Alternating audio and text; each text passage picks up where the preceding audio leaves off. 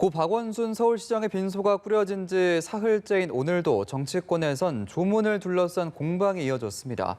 미래통합당은 서울시 차원의 5일장이 성추행 피해 호소인에 대한 공식 가해라며 비판했는데요. 국회 취재기자 연결해서 자세한 내용 알아보겠습니다. 박초롱 기자.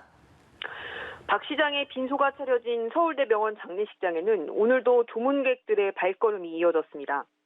서울시 정무부시장으로 박 시장과 호흡을 맞췄던 임종석 외교안보 특별보좌관과 민주당 인재근, 홍익표, 남인순 의원 등이 빈소를 찾았습니다. 유인태 전 국회 사무총장은 조문을 마친 뒤 박 시장이 원망스럽기도 하지만 한국 사회를 개혁하는 데 많은 기여를 했다고 밝혔습니다. 박 시장을 성추행 혐의로 고소한 피해자 목소리에 귀를 기울여야 하지만 이와 별개로 고인의 업적은 추모할 가치가 있다는 분위기입니다. 그러나 야권에선 무조건적인 애도 분위기가 고소인을 향한 2차 가해가 될 수 있다는 비판이 이어지고 있습니다.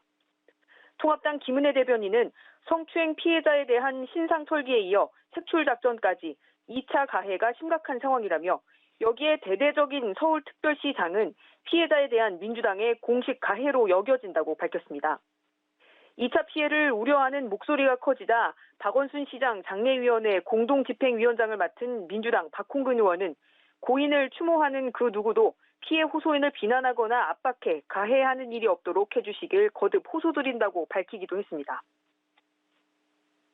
네, 여야 공방이 고 백선엽 대장을 두고도 불거졌는데요. 6.25 전쟁 영웅이면서도 친일 행적을 했다는 게 상반된 입장의 이유죠. 네, 그렇습니다. 친일 논란이 사후 국립현충원 안장 문제로 번지면서 정치권 입장도 엇갈렸는데 박 시장과 달리 여야의 조문이 이어지며 전쟁 영웅으로서 공적은 기리는 모습입니다. 오늘 청와대에선 노영민 대통령 비서실장과 서훈 안보실장, 김육은, 김현종 안보실 1, 2차장이 빈소를 찾았고 정세균 국무총리도 조문 행렬에 동참했습니다. 민주당 이해찬 대표는 당정청 협의를 마치고 밤늦게 조문할 예정입니다. 생전 친일 행적이 논란이 됐지만 공과 관은 구분해야 한다는 겁니다. 그러나 대전 현충원 안장을 둘러싼 논란은 여전합니다. 통합당은 전쟁 영웅에 합당한 예우를 갖추려면 백장군이 서울 현충원에 안장돼야 한다고 재차 요구했습니다. 김은혜 대변인은 영웅의 마지막 쉴 자리조차 정쟁으로 몰아내고 있다면서 오늘날 대한민국과 국군을 만든 구국의 전사를 서울 현충원에 모시지 않으면 누구를 모셔야 하냐고 반문했습니다. 김종인 비상대책위원장은 빈소를 찾아 뭐 때문에 서울 현충원에 안장을 못하고 내려가야 하는지 납득하기 어렵다고 말했습니다. 네, 이런 가운데 여야가 개원식을 여는 문제를 두고도 이견을 좁히지 못하면서 21대 국회가 87년 개원 이후에 가장 늦게 개원식을 여는 기록을 세우기도 했죠. 네, 그렇습니다.